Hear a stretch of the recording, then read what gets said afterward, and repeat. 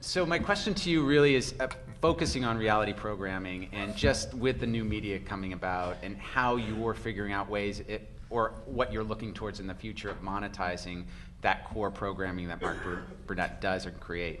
Well, part of what you've heard about Windows so far is library value, right? It's like if I launch something here, can I keep the right to sell it there in this other window, digital, whatever it is later on?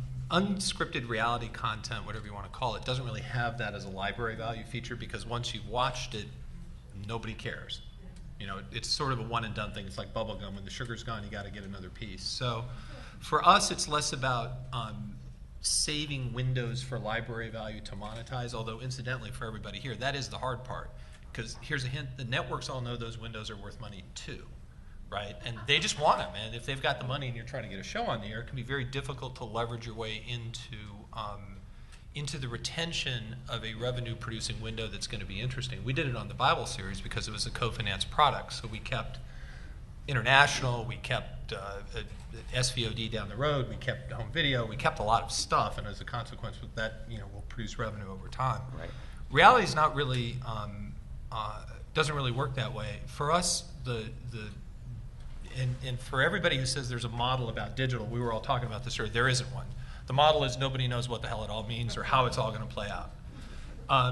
For us, it's more about, I think, a few things. First of all, the second screen business, that component of the digital business is really interesting to us because everybody, you know, we all know it's a cliche, right? We sit there with our iPads and watch TV and fool around. So figuring out ways to reach that customer, that consumer, that audience member, with the digital second screen application of one kind or another, that's an interesting play. And the nice thing is, you know, if you're doing the voice and you want to, you know, your Starbucks, you want to integrate, you know, that's an expensive integration. It costs a lot of money to be involved with that show. But if you're doing the voice branded second screen application where there's whatever game or thing going on alongside of it, that's additional real estate you can sell to advertisers, and it's not as expensive. You can price it differently. The networks don't respond to it the same way because it's not their core real estate of ad inventory. So they still want to keep it and they still want to monetize it and whatever else, but it presents another monetizable opportunity.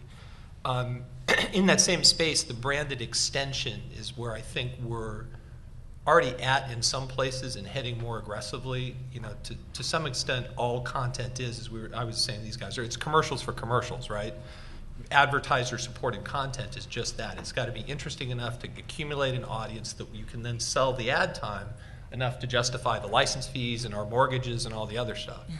So the nice thing is that as the singularity approaches, right, at least in reality, where the difference between advertising and editorial is increasingly less clear, you know, you're going to see commercials that are going to look just like the show, frankly. And again, it's going to be a piece of the ad inventory, but it'll look and feel a lot like the content that you're watching. We can do that in what we do. It's very hard to do that in scripted. It's hard to get Breaking Bad to shift into a Kia ad, right? But you can show a contestant from The Voice hop into their Kia and drive over to the Starbucks. Right. And there we've just knocked off 2 integration partners and 1, you know, branded extension. The other thing that we're doing, and this is digital but of a different kind, because we're all thinking about digital as distribution, but digital is also production. Yes. The great thing is there's 1 million kids with HD cameras and Final Cut Pro that can produce stuff that's pretty fantastic. And one of our divisions has about 500 of those kids under contract right now. So one of the things we do is we make most, maybe not all at this point, but most of the television commercials for Walmart. And the reason we're able to do it is we have a disaggregated digital production facility called Vimby, Video in My Backyard. And they basically have contracts with what amount to stringers all over the country. So when Walmart wants to shoot a local basket comparison ad to show that they're cheaper than the Ralphs in Salem, North Carolina, Salem, South Carolina? No? Whatever it is. Some city in North Carolina. Yeah, Winston-Salem is what I'm saying. Thank you. You know, you can't do that with conventional production mechanisms, but we can dispatch a Vimby crew. In 72 hours, we can shoot a commercial at a very reasonable rate. And so I don't know if any of you have seen those Walmart commercials like on network where there's like, we make those. They're just reality advertising. It's you downscale the cast, you downscale the production costs, you turn them around quicker, you shoot it digitally, you edit digitally, you deliver it digitally. It happens very fast. We can shoot and deliver those things in 72 hours. Walmart thinks it's great.